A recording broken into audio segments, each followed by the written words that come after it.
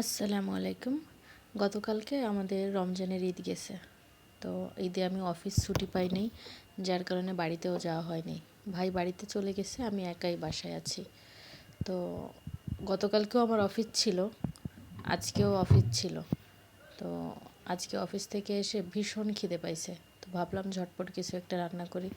যেহেতু বাসায় একা আছি, ফ্রিজে অনেক কিছু রান্নাবান্না করা আছে, কিন্তু তারপরও একটু অন্য কিছু খেতে ইচ্ছে করলো।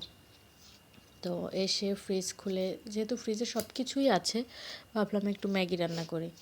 আমি এত ভালো ম্যাগি পছন্দ করি না বা রান্নাও করতে পারি না, কিন্তু হঠাৎ যেন আজকে কেন ম্যাগি খেতে ইচ্ছে করলো।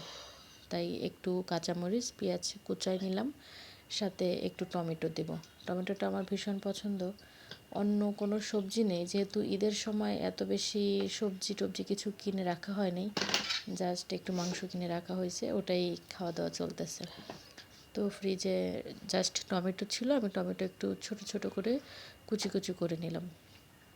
আর ম্যাগিটা আমি নিজের মতো করে রান্না করতেছি, যেহেতু বর্তমান গ্যাসের ভীষণ দাম, তাই সিলিন্ডার শেষ হয়ে যাওয়ার পরে আর আনা হয়নি, কারেন্টের চুলায় রান্নাবান্না চলতেছে।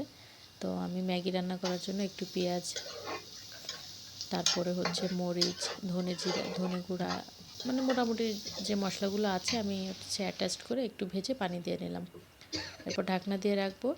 এক প্যাকেট ম্যাগি এখানে দিয়ে একটু সেদ্ধ করে নেব, এবং কেটে রাখা টমেটো একটু দিয়ে দিলাম, একটু রেখেছি, ওটা হচ্ছে আমি পরে ম্যাগির সাথে অ্যাটাচড করব। তারপরে দুটো ডিম এটা দিয়ে একটু দমে রেখে তারপর আমি এগুলো মিশিয়ে নিলাম। কালার দেখে মনে হচ্ছে ভালোই হবে, এখন জানি না, এটা উপরের আল্লাহ জানে। একটু ম্যাগি মশলা এটা একটু ছিটিয়ে দিলাম, দিয়ে তারপরে একটু ধনেপাতা দিব।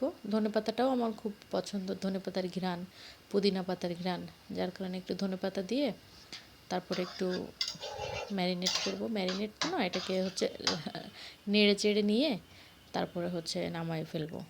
এখন প্রচণ্ড গরম, তবে একটু টেস্ট করলাম, মনে হয় খেতে মজাই হবে।